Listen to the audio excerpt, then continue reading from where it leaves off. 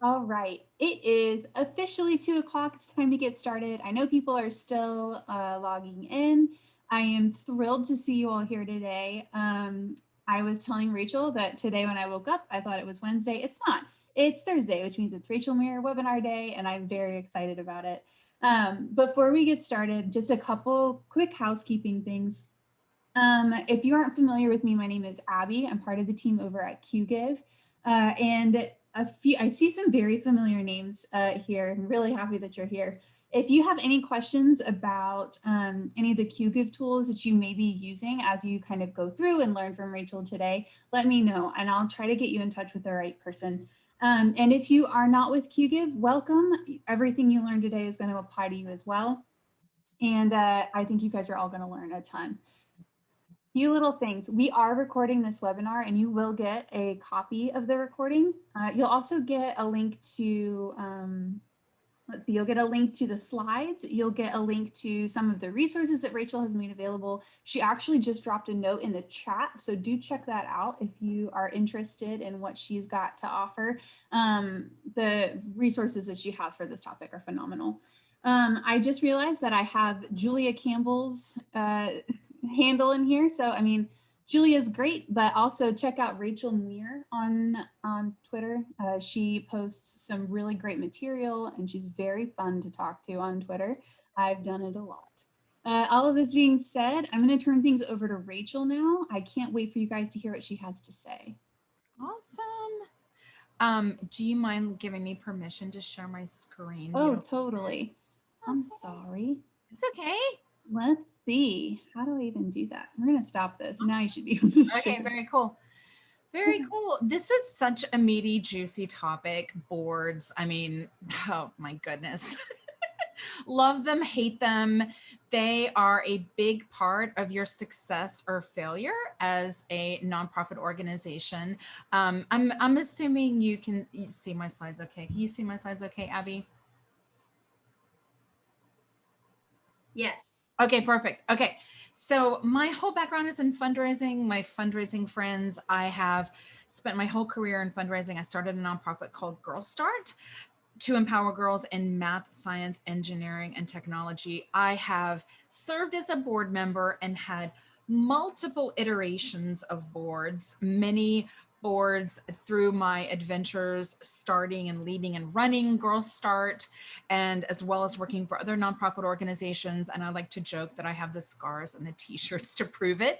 So I want to stress that you are in a safe space today. It's a lot of hard work managing a board. It takes time and energy and effort. And I'm going to give you lots of tips and lots of tools to help make it easier. So I'm going to kick things off talking about where to find tips for you to recruit really great board members. I'm going to talk to you a little bit about graceful exits when you have a board member and it isn't working out. I'm going to give you lots of great tips and tools to help you with managing your board, tips to help you motivate and reward board members and have more fun with your board members, because I think if you have more fun, they'll have more fun, and the whole thing is going to feel a lot more enjoyable and you'll get a lot more out of them and it'll be a lot less painful. I'm going to wrap things up at the end with do's and don'ts to make your board into fundraising superheroes. And I want to encourage you, any questions that you've got today, and this is a meaty topic, so I'm sure you'll have a lot, type them into the Q&A because I'll be chatting you up in the chat. I did bring some party favors and I have a couple really great guides that you can download at rachelmuir.com/board. I popped that in the chat as well for you. This one in particular, one of the things that I really like about the do's and don'ts of getting boards to fundraise is it has a sample board agreement. We can call it an agreement. We can call it a philanthropy plan or a board member plan. You can call it whatever you want, but it's a one sheet guide to getting your board member to commit to supporting fundraising, and it's got lots of different options. So I encourage you to download that. That is at rachelmuir.com/board. And I'm going to let you just type into the chat and tell me how you're doing with your board right now. Yay! Stephanie said, I pulled this plan and I adopted it for my board and it's super great. Way to go. You are a rock star, Stephanie. So type into the chat and let us know. And I'll put that link again in here. Red. Oh, I've got lots of red. Okay. I love that. It's okay. Don't worry. My folks that are red, you're in a great place today. We're going to help you out here. We're going to help you out. Don't worry. It's going to be okay. It's going to be okay. So my next question for you, orange. I love the orange. Kelsey said, red on fundraising. Kelsey's board may be green in other areas, but they're totally red on fundraising. So I'm going to talk to you about how to get your board involved in fundraising, how to approach fundraising with your board. You are in a wonderful, beautiful place today, and I'm going to help you feel better about all this. But I want to ask you guys one more question, and then in a little bit, we'll do a poll here. But just type into the chat, because I want to get a sense on what your board's experience level is. So you can type 1 or 2. 1 is at least one board member, at least one is brand new and has never served on a board before. 2 is every single one of our cotton picking board members have absolutely been on a board. They've got board service in their expertise. They've done it before. They're not new at it. Okay, so it looks like only Nancy and Carolyn and Steve, 100% of their boards have served on boards before. But that's okay. So yeah, I totally get it, a combo, but it is kind of rare that everyone has been on a board before. But the thing that I want to stress about that, even if your board you have board members who have served on a board before, it doesn't mean they got any fundraising training. They may have served on like 4 boards, but they may not have received any fundraising training whatsoever. Okay, so we're going to launch this one as an actual poll. So I'm going to yay, Abby's working her magic. I want to invite you guys to vote on this poll. So you should see the poll. And I encourage you guys to type in your vote. The question is, how often do you, hopefully you guys, hopefully is it kind of tabulating it for you? Abby, Yeah. Awesome. So it looks like we've got a little bit of a mix. So around a third of people are training their board at least once a year, which is wonderful. And then around 60% don't offer board training right now. And then a few folks here and there, 20 total, either do it every other year or every few years. And then in the chat, some have noted that they train yearly, but they don't do much fundraising training. So a little bit of a mixed bag. Awesome. Well, my fundraising friends, we don't come out of this cereal box knowing how to be great fundraisers. So yeah, like it looks like about 60% of you guys are not offering any training to your board. I want to encourage you to change that. So here are 4 tips to help you give your board some fundraising training. First off, you can solicit board feedback on what topics they want to be trained on in a self-evaluation for your board. And you don't necessarily have to call it fundraising. If fundraising is the F word with your board, you can call it the art of building relationships or some other fantastic, the joy of giving. Those are some of the things that how I describe board training on fundraising when I do it, so that it sounds like fun and exciting. If fundraising is the F word to board members, but ask them feedback on what topics they want to learn more about. You can recruit guest speakers. This could be another nonprofit board member whose organization and whose board is rocking and rolling with their fundraising. That would be a great guest speaker for you to have. They could come and just talk about how fundraising works with their board at their nonprofit. It could be an executive director or it could be a board member. I would recommend a board member, but just talk about how their board is engaged in fundraising. That can adds a little peer pressure, totally free. That can be a really great free effective strategy for you to use. You can team up with other organizations to invest in hiring a trainer, and of course recruit other high performing board members as guest speakers. You may have felt like you were getting a complete rock star when you recruited your board member to join your board, and you may feel like, who is this? This isn't who I asked for. This wasn't what I thought I was getting. Where did this go wrong? my friends, it all goes wrong in us not being clear, transparent, explicit, upfront, and honest about what the fundraising expectations of service are from the beginning. And this is why recruitment and onboarding is such an important part of setting your board members up for success. Look, it may not have been you, it may have been someone else. Maybe it was another board member that recruited the board member who has a bad attitude about fundraising, and they downplayed what the role that the board member is expected to play in fundraising just because they wanted that big name person on the board. These people, especially if they've never served on a board before, or if they've served on other boards, but they've never had any formal training in fundraising, they don't know what they don't know. If they've not been trained, and I'm not surprised that 59% of you are not doing any training. I'm not surprised. I hope my tips of free and inexpensive and affordable ways to offer your board training were helpful to you. But that's a really important part. But the last thing is that we just forget that they're volunteers and we underestimate the support that they need. And I won't sugarcoat it.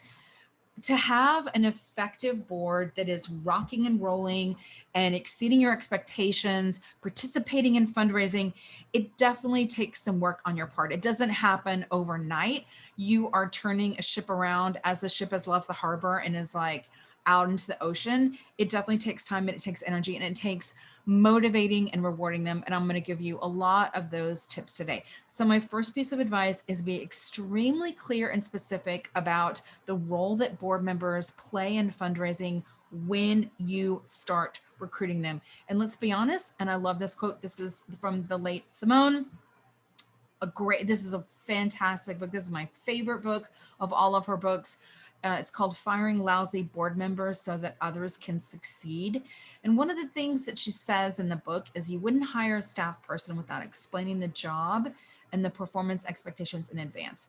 You would not take a job if you were not given a job description, if you had no idea.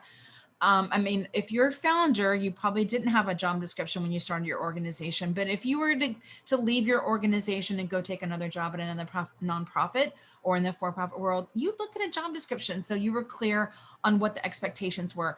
But if you don't have a clear job description for board members, and if you don't have an application process where you give board members a new board member application to learn more about them and the skills that they're going to bring to the table, you're not being upfront and transparent about what you expect of them, and you're not really setting them up for success. So you need to make it very clear in the recruitment process what the expectations of fundraising are. You need to make it very clear in the board contract, and you need to talk about it in the board orientation. You need to have a board member leading the board orientation who embraces fundraising and who is a good role model of fundraising and how fundraising works, to be transparent about the important role that board members play in fundraising.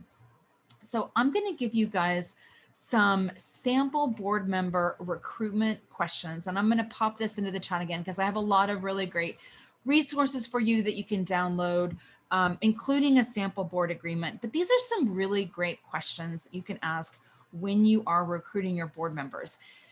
These questions will tell you a lot about their prior experience with fundraising, what they're willing to give you or not give you as a board member, what motivates them. I love this question. Are you willing to make us one of your top 3 philanthropic commitments with a stretch gift during your service? This is a super legitimate thing for you to ask for. And I've got 2 downloads, and I just popped the link in there in the chat. And in one of those, in the do's and don'ts of getting board members to fundraise, there's a board plan. And in the first paragraph, introducing the board plan, and I totally invite you to copy it and adapt it for your own organization. It says, while you serve on our board, we ask that you make us one of your top 3 philanthropic commitments. That needs to be in your board member application, your new member application. It needs to be in your board agreement. This is a totally legitimate, and I just want everyone to own this. And by the way, if you have any questions, please don't hesitate to type into the Q&A, because I'm going to be using the chat to chat you up. So type them into the Q&A. But I want to encourage you to own this. They are contributing their time and their talents to your organization, and you are being fair and you're being realistic, and you are totally justified in asking that they make you one of their top 3 philanthropic commitments while they're on your board. That is completely legitimate. And if someone has a problem with that, this is an opportunity for you to have a deeper conversation with them about why that is a problem. Fundraising is a part of board service. Can you tell us about your experiences with fundraising? What skills, connections, and resources and expertise are you willing to offer us? This is a really important question. A lot of people go out and get board members in this formulaic approach, like, oh, I need an attorney. Oh, I need a CPA. But there are lots of different kinds of attorneys. And if you really need an attorney who has a background in wills and estates, having an attorney who works in employment law isn't going to do you any good. So I always encourage people to think about board recruitment by skill, not necessarily by profession. One of my best board members, still friends with her, called her just the other day, absolutely adore her, was my treasurer many years ago at Girl Start. She did not have a background in finance. All of her financial expertise was self-taught. She was in high tech, but she was so passionate about finance, and she was amazing to work with and an incredible treasurer. But if I'd just been looking based on her profession, I wouldn't have seen her skills and talents to be a treasurer. So I encourage you to use a board member application and ask them some probing questions around why. This is a sample from Andy Robinson.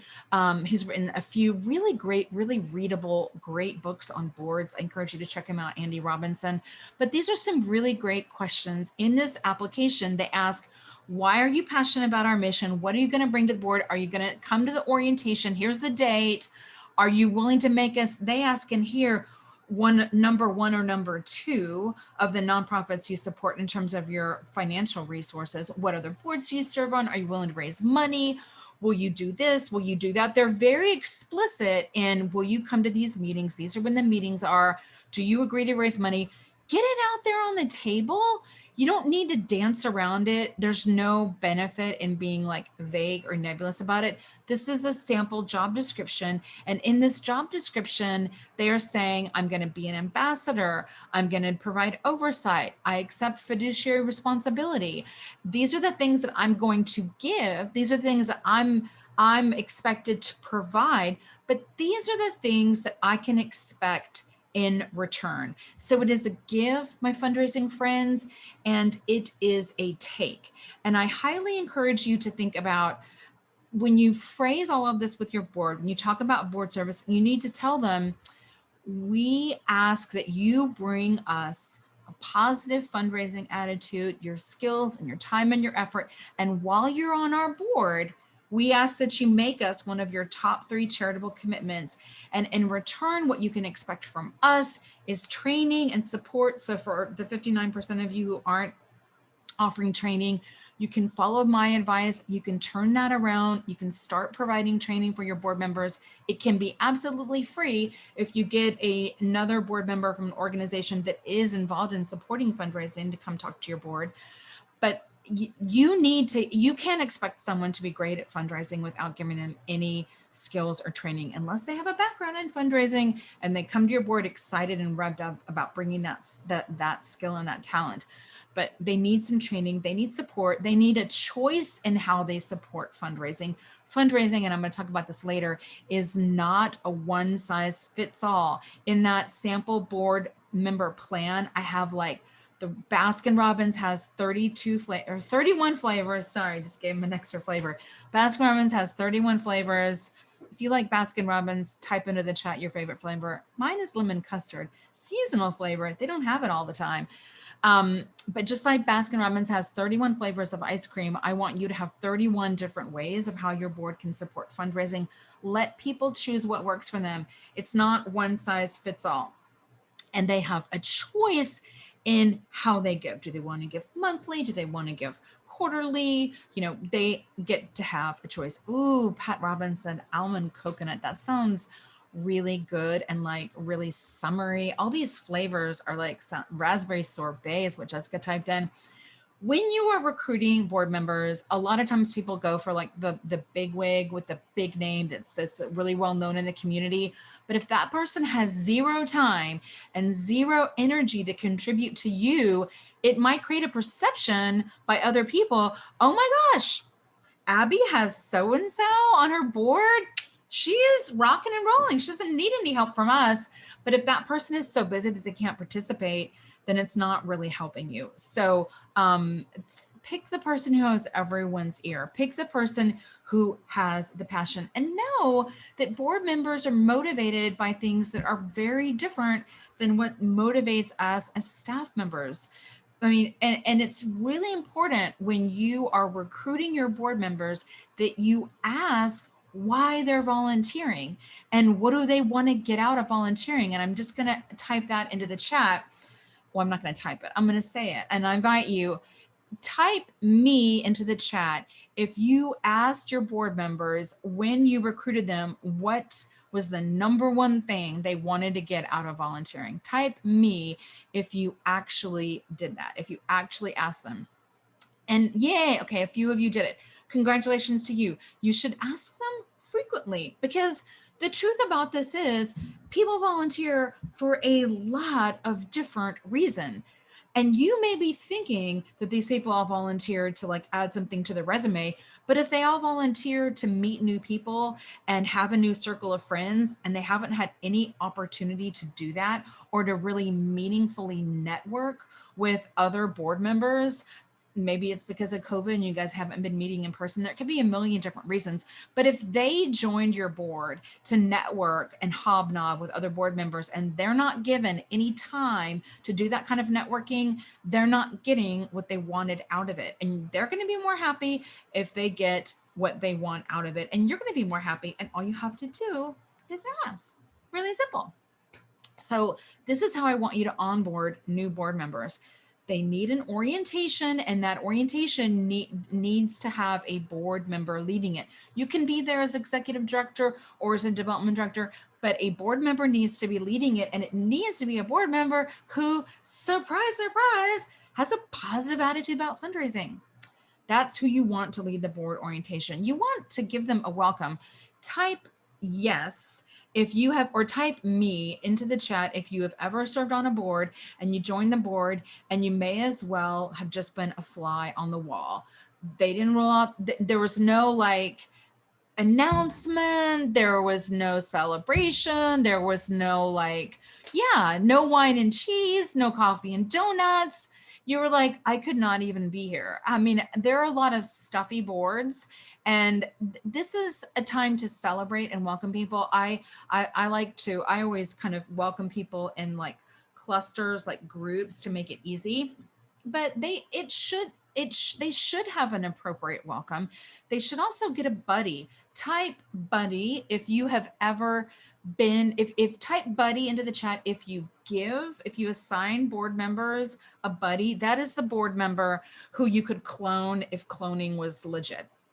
That's the board member who participates in fundraising and is a really great role model. If you assign everyone a buddy, yay Daniela, yay Jennifer, yay Orlando, yay Deborah, yay Janessa and Michael. Way to go. That's awesome. Everybody else who didn't type in buddy, give them a buddy. That's their mentor. That is someone who's going to check in with them once a month and who's going to talk to them about how fundraising works and what they do to be involved in fundraising. That's just going to be their lifeline to answer any questions and help them.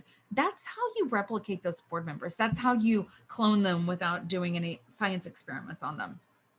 You want to have a check-in after if your board meets quarterly, you want to have a check-in after the 3rd month, the 6th month, and the 9th month. If you meet monthly, you should have a check-in after the 1st, 2nd, and 3rd months. Why should we do that much of a check-in? Because you want to make sure that this is a good fit. You want to make sure that, like, if they need a little more training, if they need a little more help, they get it. You don't want to just kind of sweep this under the rug and hope that things are going to get better on your own. You want to be able to give them that. Check in with them after the first term. Talk about if they served a second term, what would they most like to accomplish? Or you can thank and release them. So I'm going to give you guys a recipe for a board orientation. And don't worry, if any of you are struggling with a low performing board member, excuse me, I will be talking about the recipe for how to gracefully create an exit. This is the recipe for the board orientation. The board chair has to be there. You need to talk about the role. You need to talk about the give and the take. While you're on our board, we ask that you make us one of your top 3 philanthropic commitments. Give us your time, talents, and treasures. In return, what you can expect of us is training, a choice in how you support fundraising. It needs to be that give and take. You need to talk about what are the attributes of a great board member, and you need to give them the job description and talk about it with them and give them the board manual. The board manual should talk about the board's role versus the staff role. It should have a little bit of the organizational history, big milestones, etc. Now, this is the fun part, right? Type into the chat and tell me if there's something that you have found that you love doing with your board that makes your board meetings really, really fun and really exciting. My friend Carol Wiseman has some very funny suggestions on motivating board members. She has a very fun personality. I love all these. Give a creative toy like the Energizer Bunny to celebrate great service. Celebrate big events in your board members' personal, professional, or volunteer lives. That is a huge part of creating a healthy, thriving board culture where people know one another, they celebrate one another, they have relationships with one another, they cheer each other on, they have like professional relationship and maybe also a friendship as well. Those big events matter. These people are volunteers. Create a Member of the Moment award for behind the scenes leaders. After a long meeting or retreat, get a massage therapist to come in and do some chair massages. Give a funny award like a goofy trophy to a board member who asked the best question. Include hobbies on your board roster. That is a really great strategy for helping board members network with one another and find out what other people are passionate about and do in their free time. Cindy said we polled them and found out what they were interested in our college, and every time we meet, we bring a speaker in for a brief talk. That's awesome. You need to know what they want to know, and asking people what topics they want to learn about is a really great way to provide that board education. A lot of people are joining your board to learn new things, to learn new skills. This is fun. Make an Above and Beyond the Call of Duty award to give out anytime. So some of these awards, Energizer Bunny, the trophy, the Member of the Moment, the Above and Beyond, the Call of Duty. Those are 4 different awards. Kind of funny, kind of silly, kind of cheesy. But they're fun, and they're an opportunity to make it playful and celebrate people. And these people are giving you your time. And that's worth something. It's not something you can take to the bank, but it is worth something. Patricia said we give a board member of the year award at our annual meeting. And Melania said lots of wine as well. We rotate celebrating members' wins of the week, personal and professional, at the start of each meeting. I love that. These are really great strategies. I love that. Cindy does a trivia night for board members. I think that's awesome. Bonnie says we give everyone a chance to share what inspired them at the start of every meeting as it relates to our mission. Way to go. And Teresa, bring wine and cheese to the meetings. Sounds like a fun meeting to me. So when it's not working, I'm going to talk a little bit about graceful exits. The first thing about a graceful exit when it isn't working out with a board member is it needs to be initiated by your board chair or your governance committee. You might behind the scenes be initiating it in terms of having conversations with your board chair, but this needs to be a peer-to-peer initiation where they're having a meeting with another board member, ideally. Here are some strategies for graceful exits. The number one thing that I want you to know about creating a graceful exit with a board member is It may not be your fault. It may be the fault of another board member who brought someone in and didn't set the right expectations or totally downplayed fundraising. It doesn't matter whose fault it is. You want this board member to walk off into the sunset with their head held high, feeling respected, feeling appreciated. You don't want them to go out in the community and badmouth you. You don't want to create bad blood, right? You just don't want to do that. So you can be the bigger person here and you can accept responsibility. I know it's not your fault. I know that. Rachel knows that and Abby knows that. But this is about like this person walking away with their head held high, not feeling shamed or blamed or like a loser. So we're going to say, we take responsibility here. We just want to acknowledge we did not set the right expectations when we brought you on the board, and that's our bad.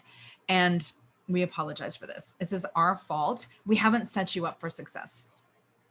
Any health, personal, or professional issues, those are an opportunity for you to create a graceful exit. Maybe they're too busy at work. Are you temporarily a lot busier than usual? Do you have the time? I personally love that phrase because it makes me think that I won't always be busy, but it's life. I am, You could also offer a leave of absence. We get a leave of absence in our professional lives, and this is something you can certainly extend to their volunteer life. You can also offer them less time consuming options like serving on an ad hoc committee or consulting or mentoring. So these are all a lot of different options that you can offer. Your goal here in these graceful exits is to let them walk away with their dignity, thanking them for their service, and moving on to greener pastures. When I say greener pastures, I'm not talking about moving them to an advisory committee. It doesn't mean they need to sit on another board, but they can still support you by serving on an ad hoc committee or just by being available to you to mentor you or consult with you from time to time. If someone says, okay, well, I still want to serve on this board, or maybe I'll come back and serve, or maybe you just have someone who's done with their first term and they're thinking about a second term, you need to have a meaningful conversation and don't take this as a given. How did we contribute to your growth? What would you want to serve if you did serve another term? And how can we support your development as a board member? I'm going to show you an example script, this from nonprofithearts.net, of letting a board member go.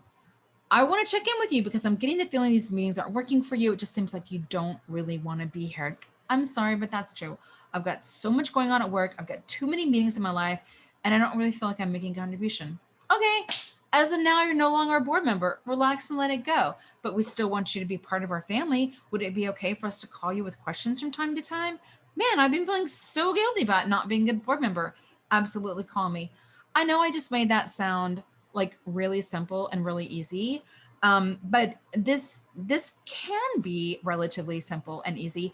And when you are prepared to give people other options that they could support you, like, hey, well, we'd love to keep you as part of our family. Could we call you from time to time to ask you questions? Then you're helping them walk away with grace and with ease. Now, if I make this sound easy, and if you were red, or if you were like a fiery orange color in that earlier poll, it's okay. It's not all is lost. You can actually work with consultants. I once worked with a consultant to completely 100% change the entire composition of my board, because I had a lot of board members who had never served on a board before. It was just not a good fit. The organization needed a lot more mature leadership from board members who had prior board experience. We did an entire transformation of the entire board. It was something that I worked with a consultant to do to make it a lot easier and less painful. So I'm going to talk a little bit about the do's and don'ts of getting board members to fundraise, and then I'm going to dig into your questions. So if you have a question that I haven't answered already in the chat, pop it into the Q&A. So I'm going to kick things off by talking about a lot of common fundraising mistakes that we make with board members. And a lot of these, I just want to share with you guys, are in the handouts. I just put a link in there. Some of this do's and don'ts in the sample board member plan. One of the things that board members absolutely hate, I mean, there may be some board members that like doing this, but most people don't like this. They don't like a list going around the room with wealthy philanthropists and being asked and put on the spot to sign their name next to all the wealthy philanthropists that they know so that they can make an appointment with them and ask them for money for your organization. People, a lot of most board members don't like this. Here's the point of this. Some board members might like that, but it's not for everybody. And fundraising is not a one size fits all. Different things will appeal to different people. I'm the kind of person that might know who you should invite to the party, but I don't have the large home to host a party. Fundraising is not one size fits all. Different people, everyone, if you take the time and use the guide that I have for you, the sample board member plan, if you take the time to really think about all the different ways that board members can support fundraising your organization and write them all down, and if you can come up with 31 different options, and here's some options from a sample organization. This is from Andy Robinson, who's written several really great books about boards. This one is a sustainable food organizations. They've got appetizers and entrees and desserts, and they say, hey, this is an all-you-can-eat menu. Commit to as many items as you like, but at least one per category. So they're kind of giving you a guideline. But some people are going to be great at stewardship. Some people are going to be really great at being an advocate for you. Some people will be great at cultivating donors. Some people could be really great at asking. It just depends. And I encourage you to think about all the different ways that board members can support fundraising. Way back when, this is my one of my last business trips. My last business trip before COVID was getting to have some amazing fun with my QGIF friends in Atlanta doing a training. And before that, my other last business trip before COVID was getting to do a board retreat for Valencia Community College in Florida.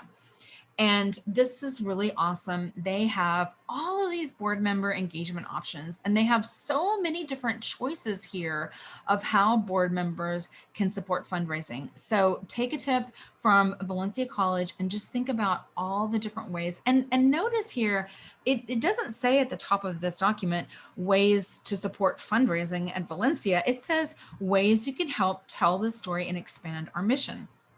Now, this is what I've put in the chat, and this has different ways that board members could support fundraising, from stewardship to cultivation to being an ambassador to being an asker.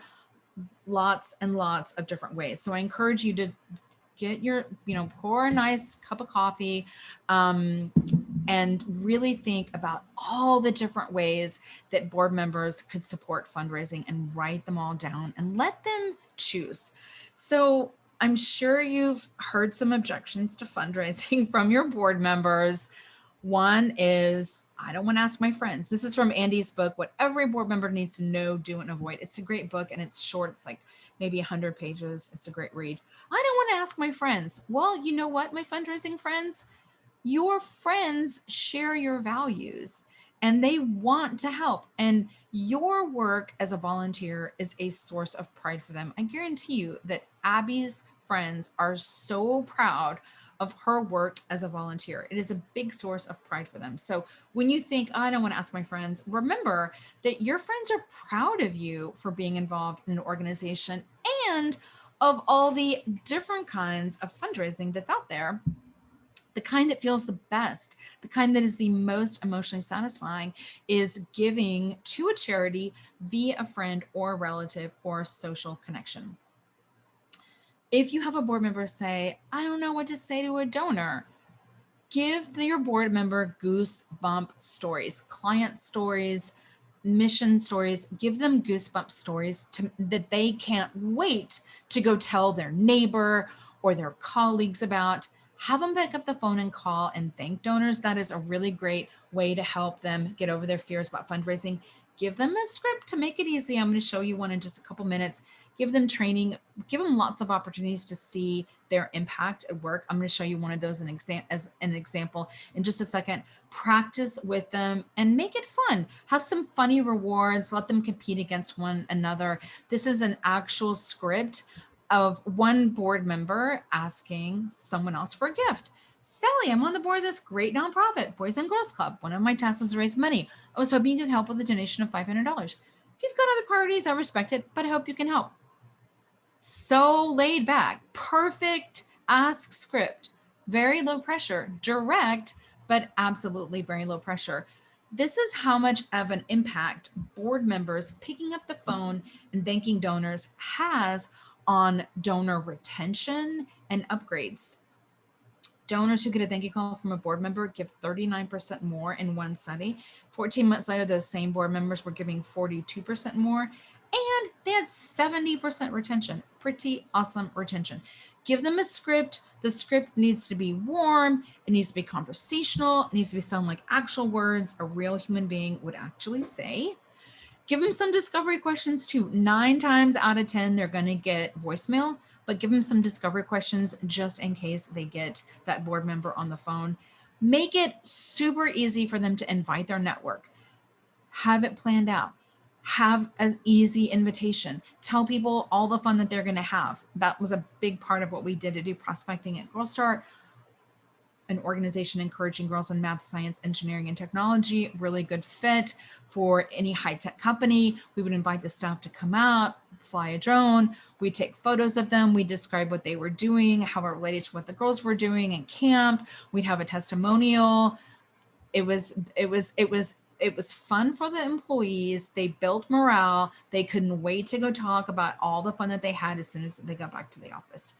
So this is an example of showing the impact that they have. So in one organization, they found that the average gift of someone who didn't take a tour was $150, but donors who took a tour of the nonprofit gave an average of $3,000. That is a almost 2,000% increase. This is just an introductory tour. So if you have some statistics on this is the gifts by people who take a tour, if you showed that to a board member, they would be like scrambling to get people to take a tour if they really saw the impact. If you have data on how much of an impact a tour makes or something like this, crunch the numbers, show your board members. It's real proof that it works and they'll be motivated to do it. So I'm going to invite you guys to type into the chat and tell me what is the number one thing you want your board members to know about fundraising. Type into the chat what's the number one thing you want them to know about fundraising. And we've got questions where I'm wrapping up here in just a couple minutes. Steve says the impact. Donna says how to fundraise. Someone said it's a team effort. It's really not that scary. It's more than asking for money. Lindley said there's many elements to the fundraising cycle. Your friends won. Paula said your friends won. Marie said outcome. Carolyn said sharing your passion. It's not that difficult. Here's what I want them to know. Someone else said it doesn't happen overnight. It's not that difficult, but it doesn't happen overnight. Okay. The number one thing that I want your board members to know about fundraising is how good it feels to give. Giving is the neurological equivalent of winning the lottery.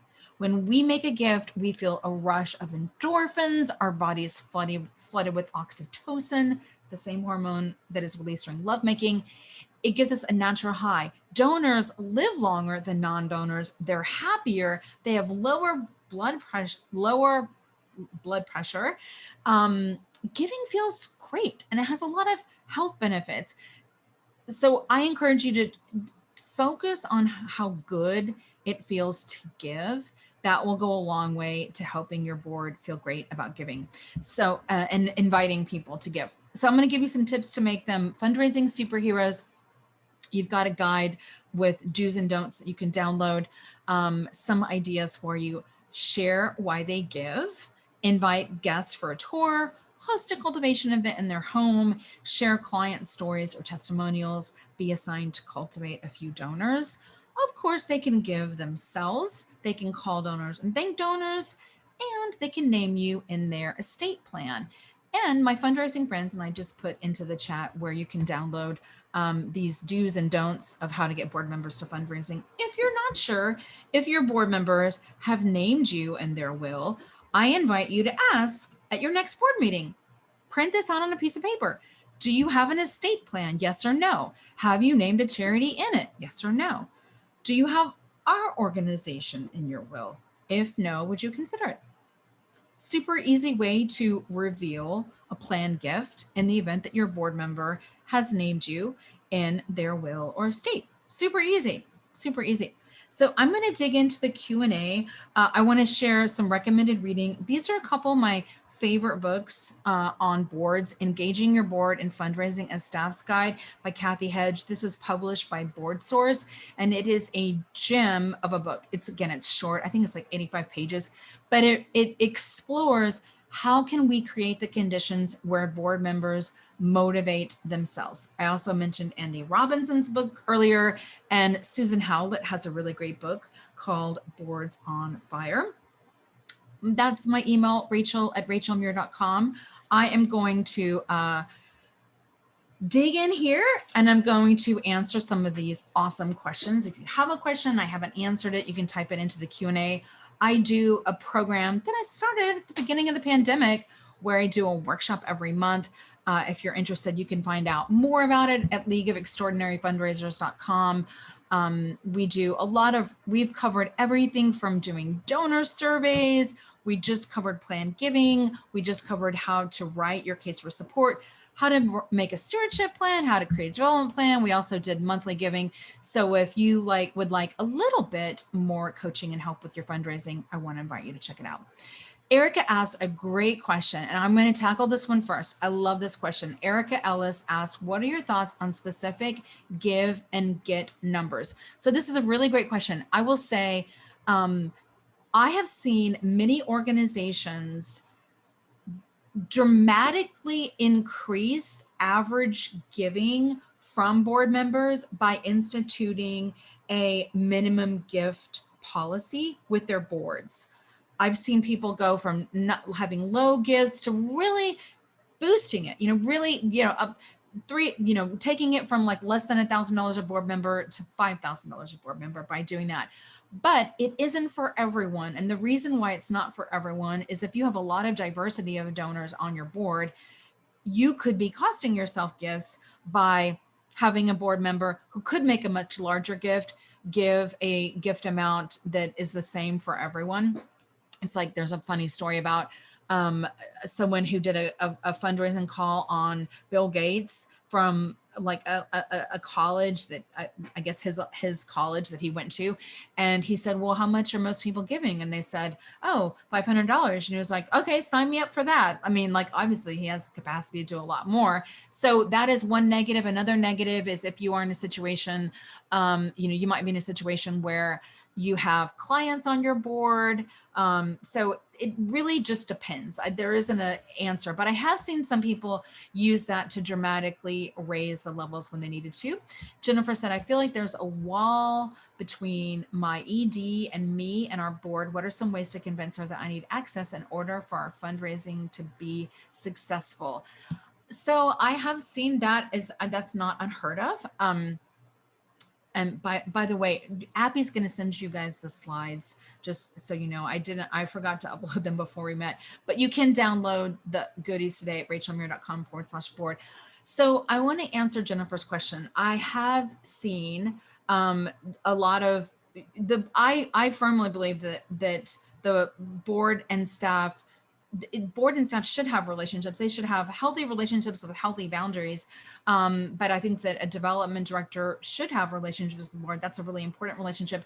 And sometimes I really get suspicious when I hear about executive directors who refuse to allow their development director or any staff members to have relationships, have healthy functioning relationships with board members. It's kind of a red flag to me that is an executive director with some leadership issues and potentially some issues. So I think that you should, and I think that it's really important for the development director to talk about fundraising at board meetings, help train the board on fundraising at board meetings. So I just want to say, Jennifer, that I'm sure you are an amazing fundraiser and that the nonprofit world needs you very much. And that I just want to reassure you there are lots of opportunities out there. where you can be valued and appreciated. I don't know that that's happened to you now, but I do believe that you should be able to have healthy relationships with board members. Someone asked, is it typical that staff should be recruiting board members, or does the board do the recruitment? That is another fantastic question. It should be, so it should be done both ways. The board members should recruit board members to serve on the board, and the development director and the executive director or other staff members might also make recommendations. It shouldn't be one or the other. It's a bad scenario if board members don't allow any staff members to do any board recruitment, but it's also an unhealthy scenario if it's just the ED doing all of the board recruitment and patting the board with people that are, sympathetic to them, and maybe there's a lot of toxicity with the executive director. Sadly, both of these situations happen. So that's a very great question. Thanks for asking that. Carolyn said, what do we do if we haven't made a connection with board members? Meet for coffee and ask these questions about why they joined. Yeah, you could do a board survey and you could ask them what led them to join the board. You could ask at a board meeting, what inspired you to join our board? And some of those questions I asked earlier, what things have you achieved as a board member that give you the most satisfaction and pride? Are there things that you haven't done that you still want to do? The board surveys, you can Google board survey or board assessment. And I highly encourage you, if any of you are in a situation right now where you've got some challenges with your board, and a board assessment or board survey, if assessment is too heavy-handed a word, is a really great way for you to check in on your board health and have a runway to start making the kind of changes that you want to make without you being the bad guy. It can be like, oh, well, we heard you loud and clear in this survey that you are interested in learning more about fundraising. So we're going to change that and have some workshops, etc. Okay, moving on. I still got like 9 minutes, and these are some really great questions. Mary Spring said, as a development director, how do you motivate an executive director to train a board that does no fundraising? So the first thing that you need to do is you need to look at how do we have a board agreement? We need to make a board agreement. And in our board agreement, we need to specify that board members need to support fundraising, and they're going to need to give them training. And a good runway, as I just mentioned, is an assessment. An assessment is a good opportunity for you to say, wow, we heard you loud and clear that we're not seeing participation in fundraising, and we're going to change that. Another way that is a very good, like, precipitous event to spark this, Mary, that you might consider is there are many grants that you are not eligible for unless you are 100% board giving. There are many grants for capital campaigns and other projects. They won't consider you unless 100% of your board members have given. So you can, and that's a pretty powerful, like, oh my gosh, there's a lot of fundraising opportunities that we can't access because we're not at 100% board giving. But it does take time to change a board that's dysfunctional. And it also takes effort to create and nurture a thriving board who is functional. I don't want to sugarcoat that. Michael said, we use many of the tools that you discussed, but our problem is that the board thinks they are doing a great job. We even brought in a local well-known third-party facilitator, and they decided he didn't know what he was talking about and that we are doing fine. What is your advice? Michael, I'm not going to lie to you. My advice to you is that you may feel like you're banging your head against a wall and you can't make the change that you want to make with your board, and you may be feeling unsupported as an executive director or as a fundraiser or as a staff member of this organization. And there are many organizations, many of who I'm sure on this call, who would love to have someone as experienced and talented and passionate as you. If you are in a job, my fundraising friends, where you are treated unfairly, where the board members are verbally abusive, where there's toxicity among board or among staff, you don't have to be in that situation, and I don't want you to be in that situation. So sometimes you can't. Sometimes you can try really hard, and there are some dysfunctional boards out there. They exist. I'm sad to say that they actually exist. Erica said, what do you do if you don't have a program that you can do a tour for? Have a testimonial. Do an activity that your clients or participants might do with your donors. You have to make your work come alive as well as you can. Marie said, thanks for a great call. I manage fundraising for a very small organization supporting refugees in Greece. Both on the board level and staff level, we've got very limited capacity and budget. I'm working on convincing board members that they need to be involved in fundraising in order for the organization to survive, but they often focus on more day-to-day questions versus the larger questions of funding. Do you have suggestions of emphasizing the importance of fundraising for a tiny nonprofit in which everyone is over capacity? You got to do the best that you can. I would encourage you to think about, we can't get this grant unless everyone's involved in fundraising, or bring in another board member from another organization that does support fundraising, and they can talk about the renaissance of how well the organization is doing now that the board is involved in fundraising, and how much money they're raising, or how much fun and satisfying it was that they were afraid of it, but now they're not. And by the way, if you have questions, put them in the Q&A box, my friends, because there's so much chatter in the chat, because I love to chat. Okay. Someone asked, how would you approach a board president who thinks we don't need to raise funds because we had a surplus this year? Well, fundraising is like a garden, and you've got to plant your seeds, and you've got to water your seeds, and you've got to nurture your seeds. And when it gets cold outside, you got to go put, you got to freeze protect your plants, and you got to fertilize your plants. And doing nothing because you raise a surplus one year is like pouring salt in your garden. And it means that you aren't going to be sustainable, that you're not going to be successful. Stopping any fundraising is only going to hurt you long term, and it could hurt you so much that you can't recover from it. You may raise $100,000 one day, my fundraising friends, but the next day you got to get up and keep raising money, because you're going to keep doing programs, and those programs are going to cost money. David asked, board members are committed to and immediately gave $20,000 to our organization. Oh, a board member gave $20,000 to their organization, but he said he wouldn't make it one of his top 5. Keep him or fire him. That's interesting. I'm getting the sense that that's a pretty generous gift for your organization, but I would ask him probing questions. Why is that it's not one of his top 5? What could you do to change that? Is that just this year, but next year he could make you one of his top 5? And of the organizations that are in his top 5, how did they get in his top 5? Who does the best job of engaging him, and what do they do? You have an opportunity to probe that a lot more, to learn how you can change things and turn it around. Again, if you've got a question, pop it into the Q&A. Suzanne asked, how do you remake a board that is poorly compromised? It was set up years ago with the criteria, which is long irrelevant to the growth of the organization. Do a board survey and ask questions. You can easily ask questions that can completely tee this up. You can ask questions like, is our board set up to sustain the organization in the future? I didn't say that exactly right, but you know what I mean.